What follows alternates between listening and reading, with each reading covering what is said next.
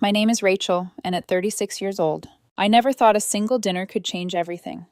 But there I was, standing under the dim glow of chandeliers, surrounded by the polite laughter of Holland's friends, the kind of laughter that pierced straight through me. "Lighten up or go home," he said, his tone casual, almost careless, as if he were discussing the weather and not my dignity. "You're basically my charity case." I froze, fork hovering midair, the warmth of the pasta on my tongue suddenly tasting bitter.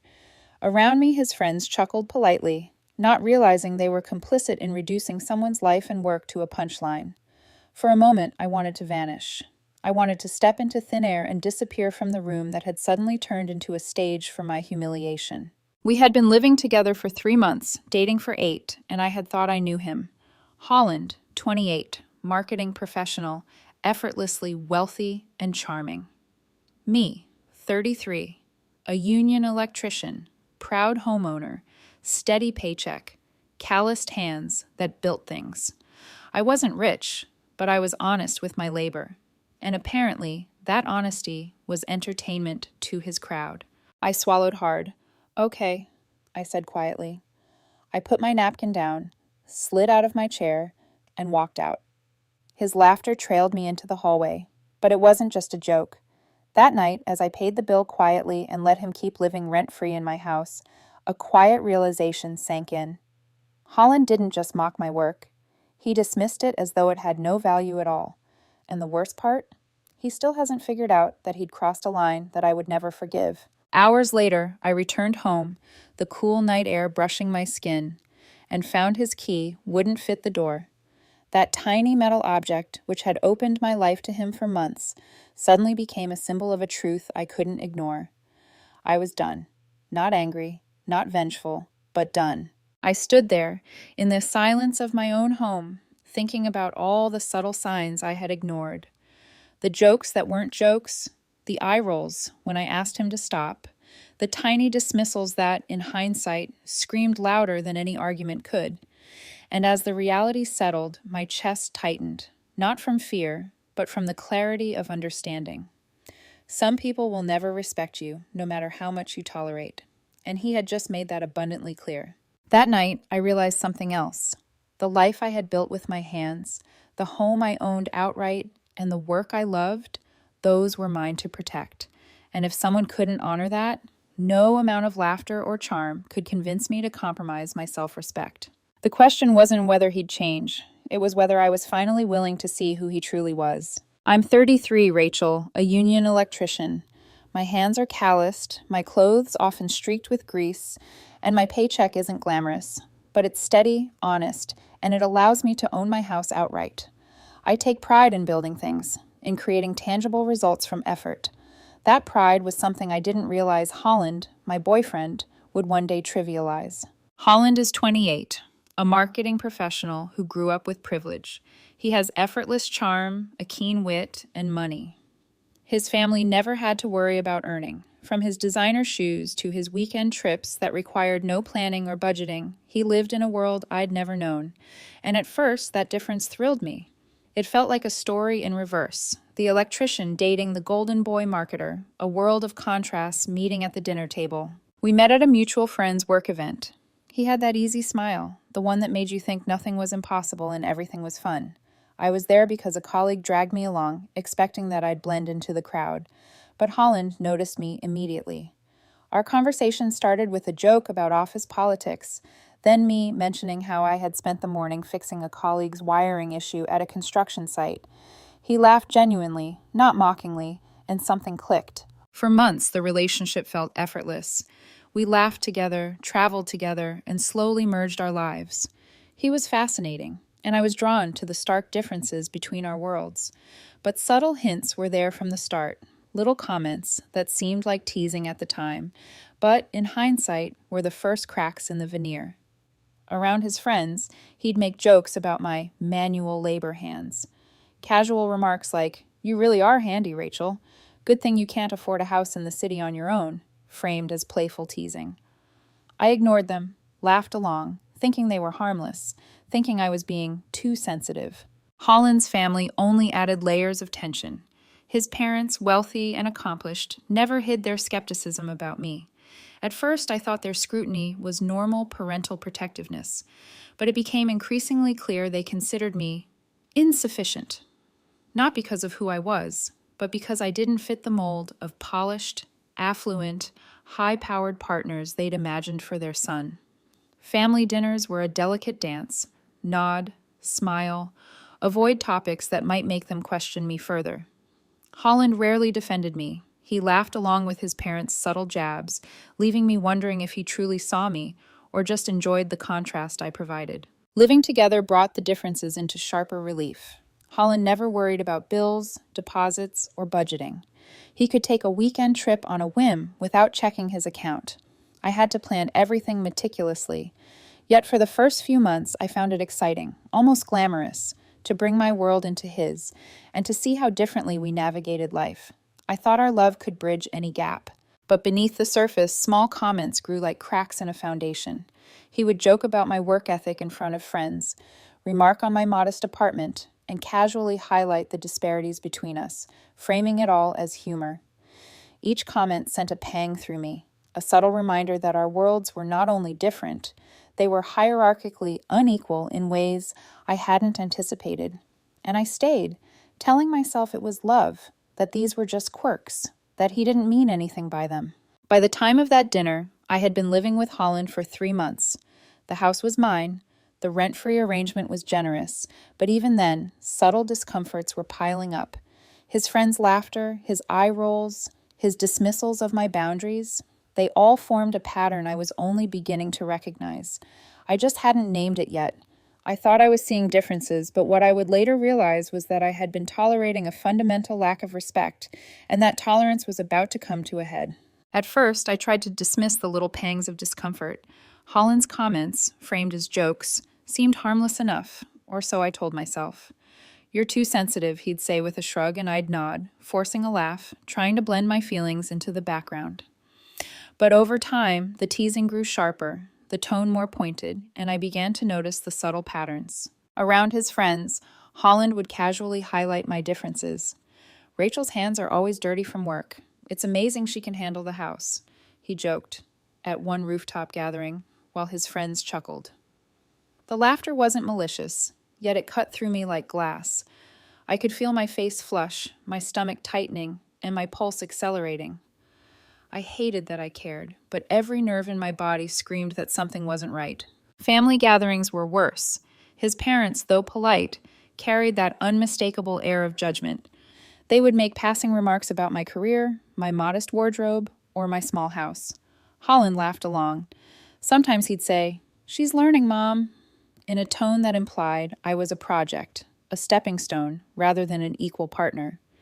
Each time, a quiet resentment brewed inside me, one I couldn't voice because I still loved him and wanted to believe he saw me for who I truly was. It wasn't just adults. His friends also contributed, intentionally or not. Madison, one of his closest friends, would make comments that seemed playful but always at my expense. "Wow, Rachel, I don't know how you do that every day. My arms would be sore after a week." I'd laugh, embarrassed, trying to appear confident, but inside, the little digs stung. Then came the subtle manipulations. I began noticing how Holland would reframe conversations to make me appear overreactive. If I hesitated at a joke, he would whisper, "See, you're too serious. You have to lighten up." When I tried to discuss feelings about the teasing, he'd say, "You're just being dramatic. I was only joking. My friends wouldn't understand your sensitivity." Over time, these words became a persistent echo in my mind, making me question my own perceptions. Even our daily life started to feel different. Holland, comfortable in his privilege, would occasionally dismiss chores I asked for help with or make sarcastic remarks about budgeting. "You really track every penny, don't you?" he said once, rolling his eyes after I asked him to split a utility bill fairly. I laughed along, of course, but inside, frustration simmered. It wasn't about money, it was about respect, and that respect was slowly eroding. Little by little, I began keeping mental notes, recalling past moments in vivid detail. A weekend trip where he mocked my inability to spontaneously splurge, his laughter with friends at my expense, his casual dismissal of my pride in my home. All of it formed a growing unease. I remembered my brother Cole warning me once, "Rachel, some people don't realize what they're taking for granted until it's gone. Don't let anyone make you feel less for being who you are." At the time, I nodded, thinking he was overreacting. Now, the warning resonated louder than ever. These subtle seeds of conflict, jokes disguised as humor, laughter that belittled, friends and family who unconsciously validated it, built a silent pressure cooker. Every interaction left me slightly wounded, questioning my place in his life, my worth in his eyes, and whether love alone could bridge a gap that respect could not. And yet I stayed. I wanted to believe the charm, the warmth, and the intimacy we shared outweighed the growing discomfort. But deep down, I sensed the moment was coming when the cracks could no longer be ignored, and I had to decide whether to walk away or continue letting my dignity be a source of entertainment. The night of Madison's birthday dinner started like any other social gathering. I had put on my best shirt, tried to smile at every greeting, and blend into the polished crowd of marketing professionals and trust fund kids. My stomach twisted with anxiety and anticipation, yet I told myself it was just a dinner. I could handle it. Everything was fine until the conversation turned to work. The room buzzed with complaints about clients, impossible deadlines, and office politics. I listened quietly, sipping my wine, careful not to speak too loudly, careful not to be the outsider they might mock. Then Holland leaned in, his smile casual, but his words like daggers. "Well, at least when Rachel gets laid off, we'll know why. Those hands are only good for manual labor." The laughter that followed hit me like a punch to the chest. 6 pairs of eyes looked at me, not with curiosity, not with interest, but as if I were a live joke, a prop to amuse them. My heart raced, my hands trembled slightly, and I felt a hot flush creep up my neck. "Holland, stop," I said quietly, my voice trembling, my mind scrambling to stay composed. "Please, not this." He rolled his eyes. "God, it's just a joke. You're way too sensitive. Lighten up or go home." I froze. The words echoed in the room. Lighten up or go home. He had just told me, in front of his friends, that if I didn't accept being humiliated, I had no place here. I felt my throat tighten, and my stomach sank into a pit of disbelief and hurt. The woman I had shared my home, my time, my life with, had chosen the laughter of a crowd over my dignity. "Okay," I whispered. Quietly, methodically, I placed my napkin on the table, rose, and walked out. My hands were slightly shaking, my chest tight, but my mind was clear. This wasn't just a bad joke. This was the culmination of months of subtle belittling, of laughter at my expense, of my life and my work being reduced to a punchline. Later, when I paid the bill quietly and let him keep living rent-free in my house, I began to see the truth. Holland didn't respect me. He didn't see my work, my pride, or my life as worthy of honor. And his reaction afterwards cemented it. He didn't call. He didn't apologize. He came home the next evening as if nothing had happened. "You missed a fun night after you left," he said casually, his tone light, dismissing the humiliation I had endured. That casual disregard cut deeper than any angry confrontation ever could. I tried to talk to him, tried to explain how it felt to be the butt of the joke, to be treated as beneath the group, and his response was immediate. "You're overreacting. They're just jokes. Would you mock Madison's marketing work? Or Jake's finance job? That's different." "How?" I asked, my voice sharp despite the hurt. He couldn't answer. He wouldn't answer. That silence spoke louder than any apology ever could. I asked for respect, not for him to censor his humor entirely. But the framing of respect, my basic boundaries, was twisted into control, into oversensitivity. And that night, in the quiet aftermath, I realized something fundamental. The person you love can only hurt you if you let them. And I had been letting Holland erode my dignity for too long. I went home that night feeling hollow, my chest tight and heavy. The dinner, the laughter, Holland's words, they all played on a loop in my mind. I sat on my couch, staring at the floor, trying to catch my breath, to ground myself. My hands, usually steady from years of work with tools and wires, trembled slightly. I had never felt so small in my own home. For hours, I replayed every detail, every subtle comment I had brushed off in the past. Was I too sensitive? Had I misread things? The questions gnawed at me, but deep down I knew the truth. This wasn't about a single joke. This was about repeated dismissals, a pattern of behavior that belittled the work I loved, the life I had built, and the boundaries I had clearly voiced. I thought about all the times I had ignored my own discomfort for the sake of keeping the peace. I had laughed at comments that hurt, smiled when my pride was pricked, and tolerated subtle digs because I didn't want to be seen as dramatic. And now the culmination of months of tolerance hit me in the form of a stark realization.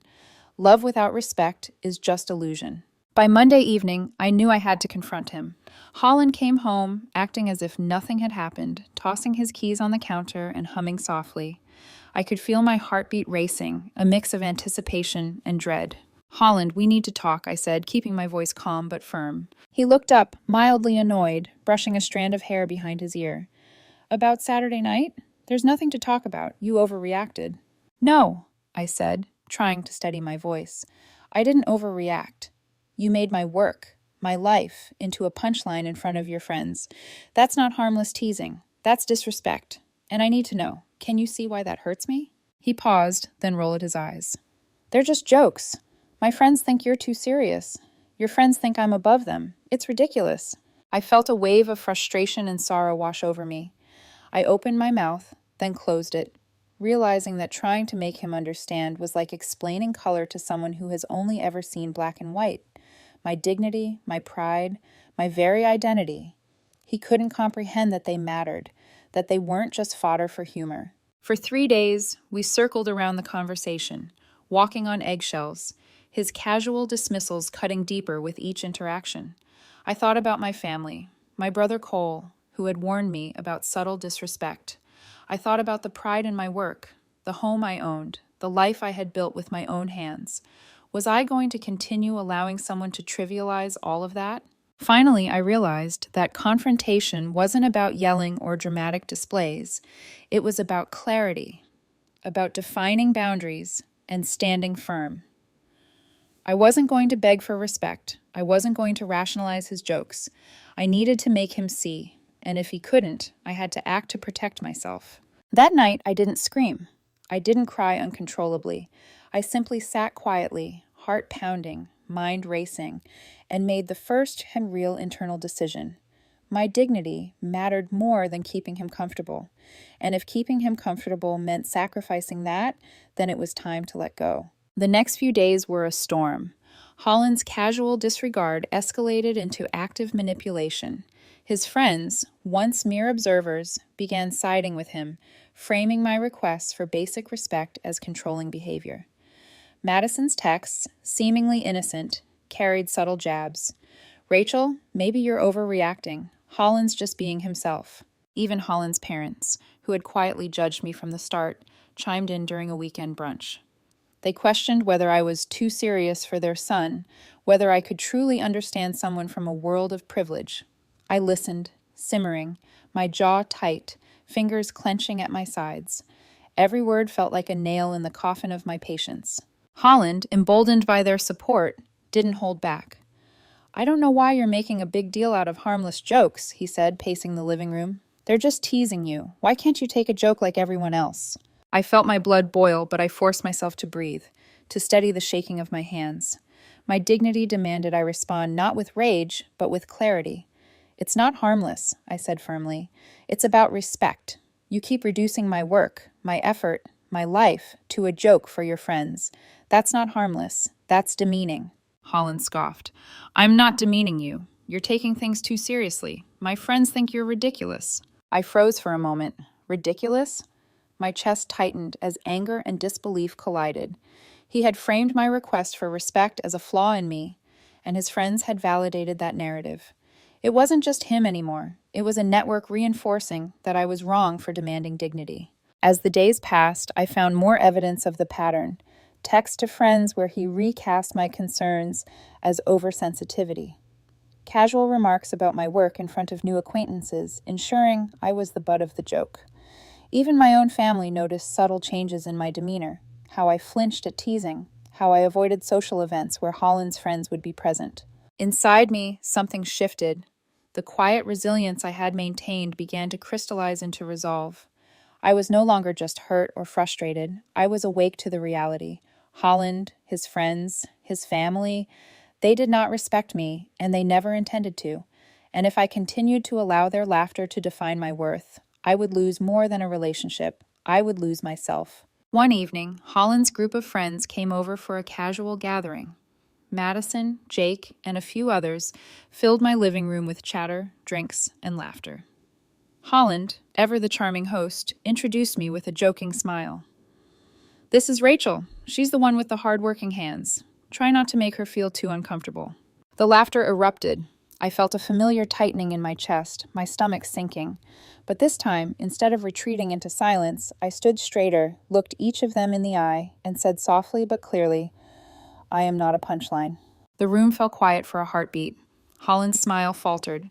He opened his mouth, probably to dismiss me, but I continued, steady, resolute. "I am proud of the work I do, the life I've built, and the boundaries I set. If that's uncomfortable for you, that's your choice, not mine." For the first time, I saw hesitation in his eyes, a crack in the carefully constructed image of control he had maintained. And within me, a flicker of empowerment grew, the first real indication that I was no longer a passive participant in this theater of disrespect. By Thursday morning, the weight of everything pressed down on me like a stone. The laughter, the dismissals, the subtle jabs, they weren't just annoying anymore. They were corrosive, eating away at my sense of self. I felt small, invisible, trapped in my own home, surrounded by someone who treated me as less than I was. Holland got ready for work as usual, humming and flipping through his wardrobe, completely oblivious to the turmoil swirling inside me. He tossed off another joke about my meticulous budgeting. "Lighthearted," he said. But my chest tightened, my hands shook, and for the first time, I couldn't force a smile. I sat on the edge of my bed, staring at my hands, the calloused, hard-working hands I had always been proud of. They had built my home, fixed things others threw away, held tools and children with equal steadiness. And yet, in his world, they were just punchlines. I remembered the early months of our relationship, when I had laughed at his jokes, when I had tried to fit in with his world of effortless privilege, when I had believed that love could bridge the gap between us. Those memories, once comforting, now felt like a cruel reminder of how blind I had been. I wandered the house in a haze, touching the walls I had painted, the counters I had scrubbed, the furniture I had arranged. Every corner felt like a battlefield. I realized that for months, I had tolerated humiliation because I wanted to be loved, because I wanted to believe in him. And now I was utterly alone, not physically, because Holland was still there, but emotionally, mentally, spiritually.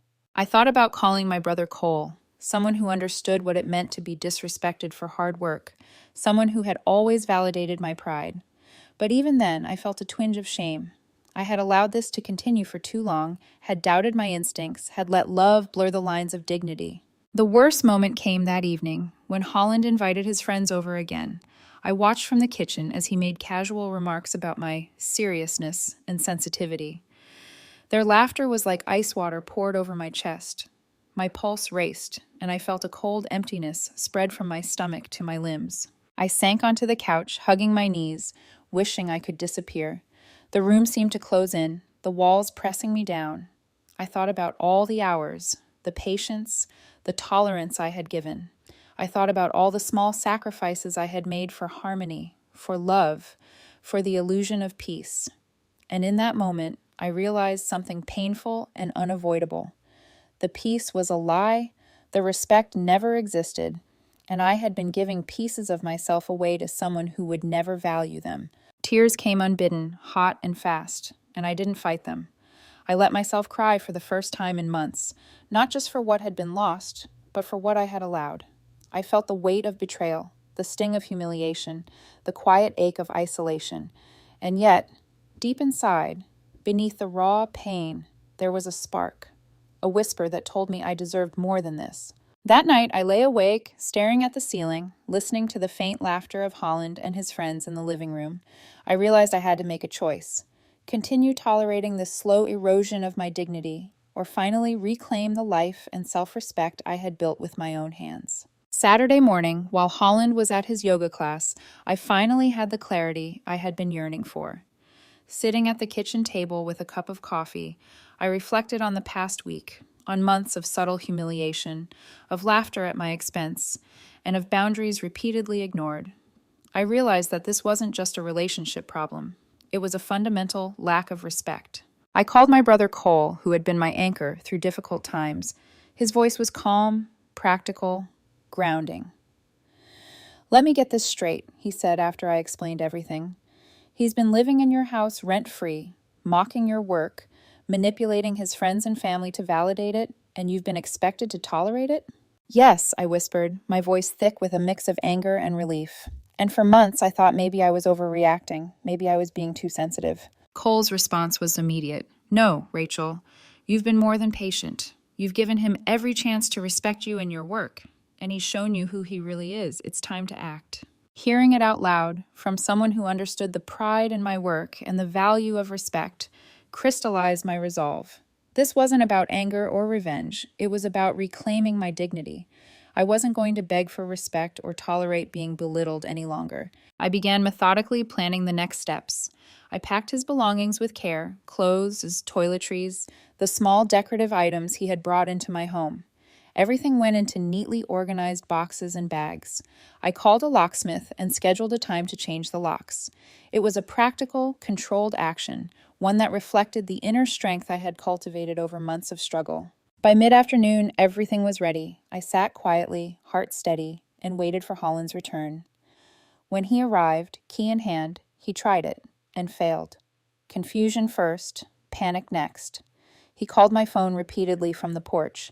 I answered calmly, the echo of my earlier self-doubt replaced by clarity. "Holland," I said, my voice firm, "your stuff is on the porch. We're done." His protests were loud, incredulous, but I didn't flinch. I explained that this was about respect, about the pattern of belittling that had persisted for months. There was no room for negotiation. There was no compromise that could repair what had been broken. Watching him process the reality, I felt a quiet empowerment.